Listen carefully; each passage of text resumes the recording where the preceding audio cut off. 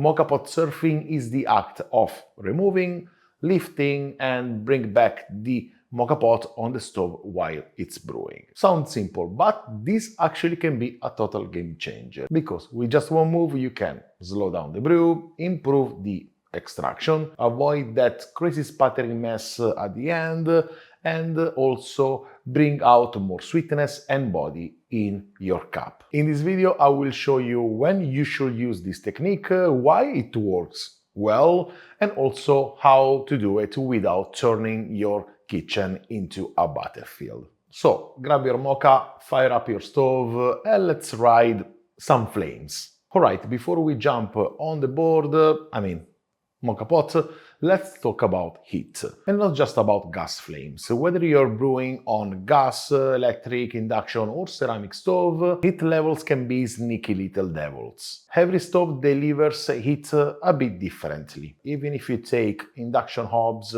some of them delivers heat in a different way than another, as well for the electric, ceramic and of course gas stove. So the way your moka pot reacts during brewing, it's not always about you. Sometimes it's your stove playing tricks. That's why Moka Pot Surfing isn't just a gas stove hack. It's a universal trick that works with every type of stove. Now, we need to say that gas stoves tend to be the most intense, very direct and sometimes a bit too enthusiastic. So I will focus more on them in this video. But no matter your setup, this technique can help you take back control. I always say in my videos, brew with low heat because it gives you more control, more sweetness and just overall tastier coffee. But here something that I haven't really talked about before, and that is my bad. What's low on my stove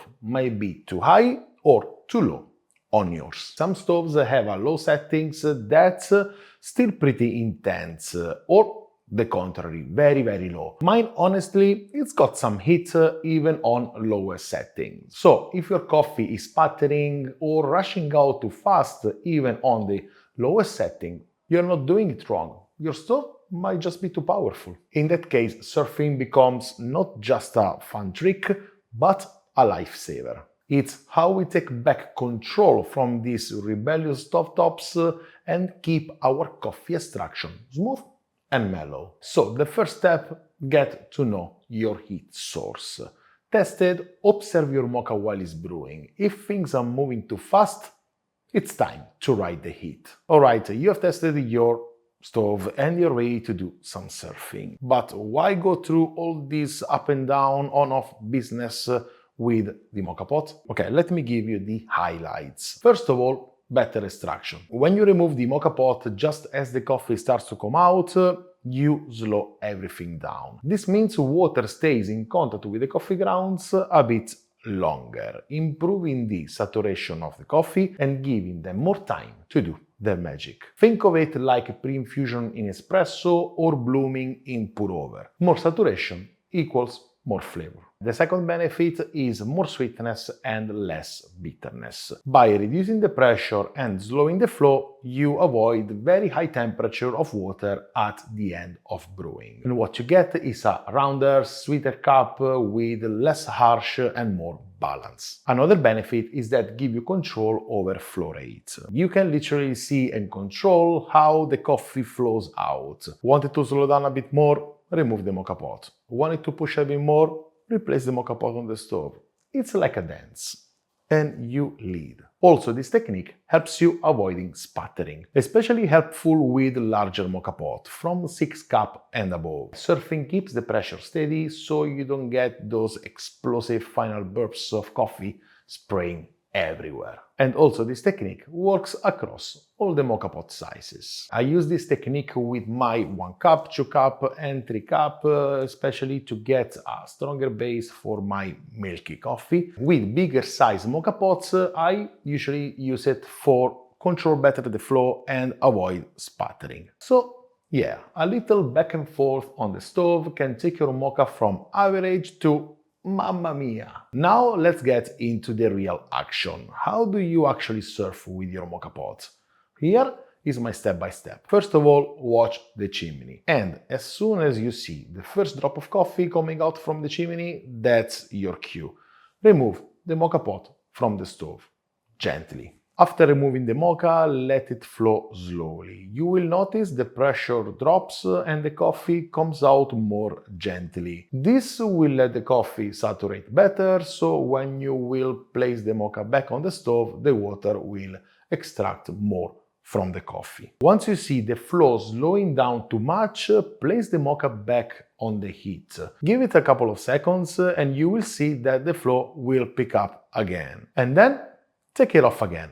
You can repeat this a few times to maintain a nice controlled flow. Again, this technique of removing and press back the moka pot on the stove can work also on induction, ceramic and electric stovetop. But if you're using a stove, you can also lift the mocha slightly above the flames instead of removing it completely. This can give you even more heat control. The best part of surfing is that let you skip that angry sputtering at the end. Because you are slowing things down, the brew finishes gently. So there is no need of cold towels or placing the mocha underneath the water tap or panicking lid closing.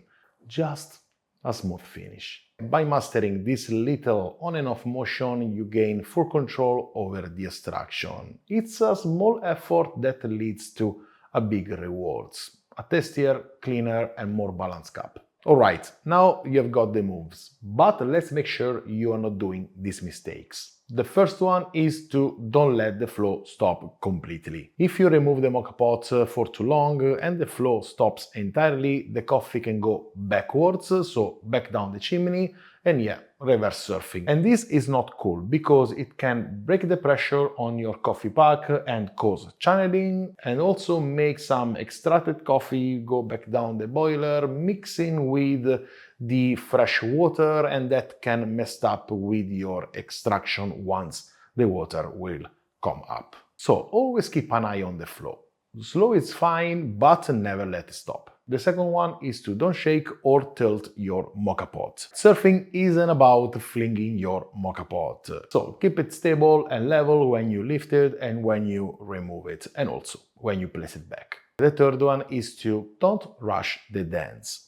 Give it time. This isn't about speed. This is about control. You are managing heat, pressure and timing. Surfing too fast or not giving enough rest between moves can mess up your rhythm. And the last one is to don't panic if you miss the timing. It's okay.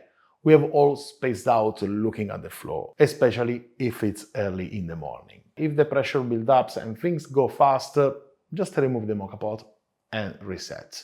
You are still in charge. Always be careful, I don't want you to burn yourself. Now let's talk about when not to surf, because this is a mandatory move for every single coffee or for every single moka pot. There are times when it's actually better to keep things simple. Like, for example, some coffee just don't need it. If you notice that some coffee extract beautifully with low, steady heat, so the surfing is not required. Each coffee is different. Some brews shine without surfing, some need extra tender loving care. So use this as a tool and not like a strict rule. Now, if you have the perfect stove setup that gives you a nice gentle heat, you might don't need surfing. If the moka pot is always controlled and gives you an amazing coffee, maybe you shouldn't overcomplicate things. Yes, of course, you can always try, but this is not mandatory. Again, this is not a strict rule. Also, when you're dialing in a brand new coffee, try the basic brew first. Get the baseline. Then, if it tastes a bit flat or thin, take out the surfboard and try again. One variable at a time, keep the experiment clean.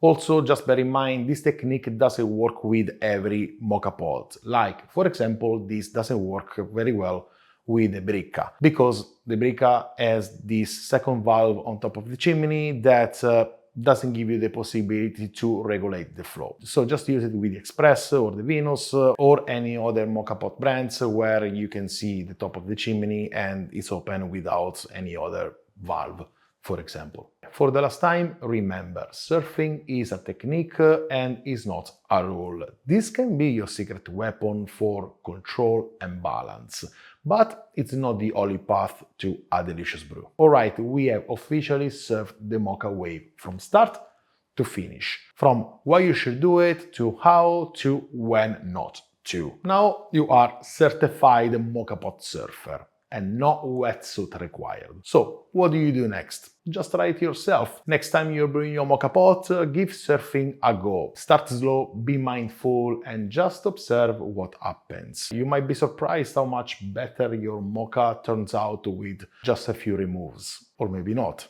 You need to try. Also, try it with different coffees and try it with different Moka Pot sizes. Notice how the technique plays out on different stoves, if you have. There is no perfect formula. It's all about learning your gear and dialing in your taste. If you try Moka Pot surfing and you love it, share it, tell your friends, tag me on social media, drop a comment.